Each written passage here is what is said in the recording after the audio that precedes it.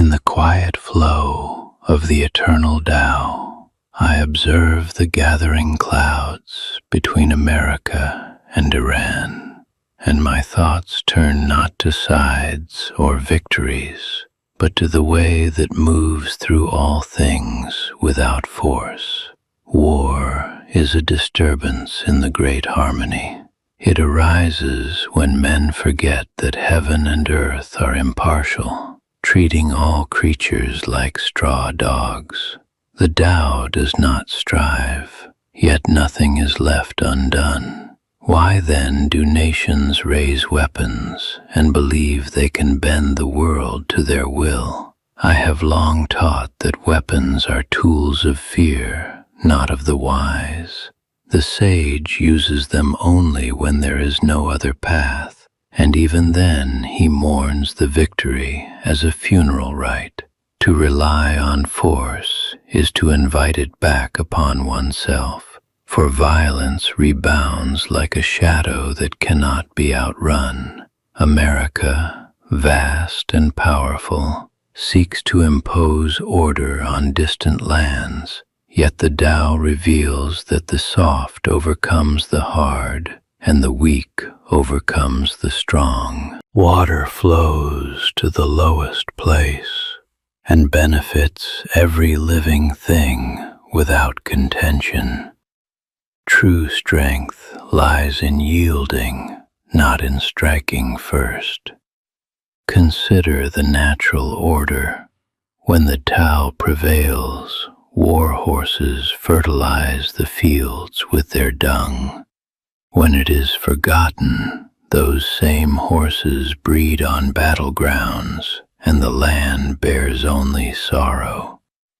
There is no greater misfortune than discontent, no greater loss than the desire to possess what cannot be held.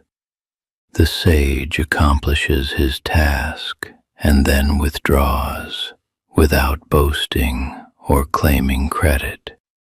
He does not exalt the talented or prize rare goods that stir ambition.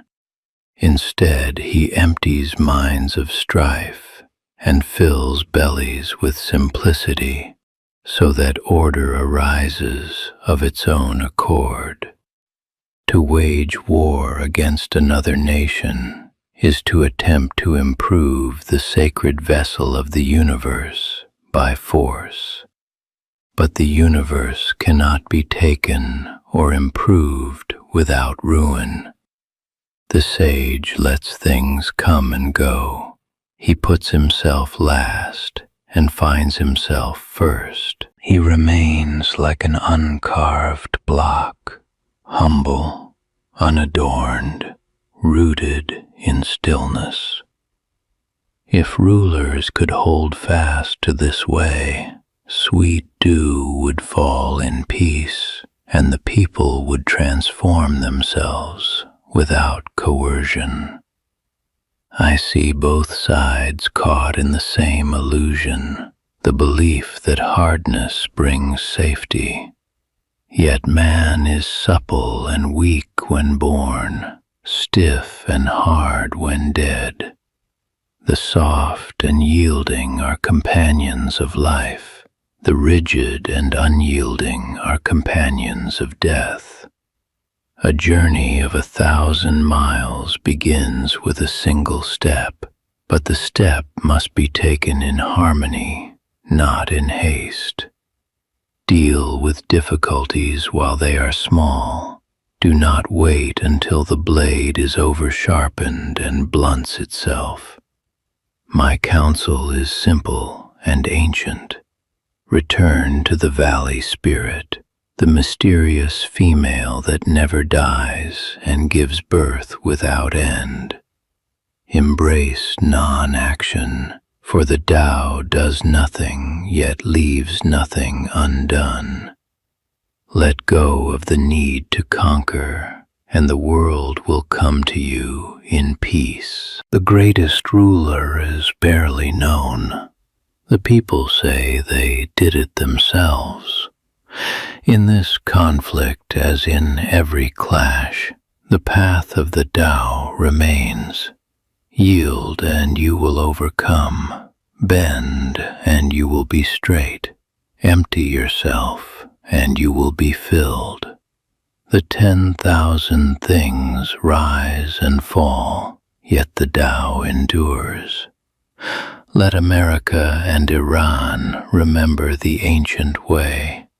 In stillness, clarity returns. In humility, true power is found. Only then will the fields be green again, and the hearts of men turn toward the source from which all things flow.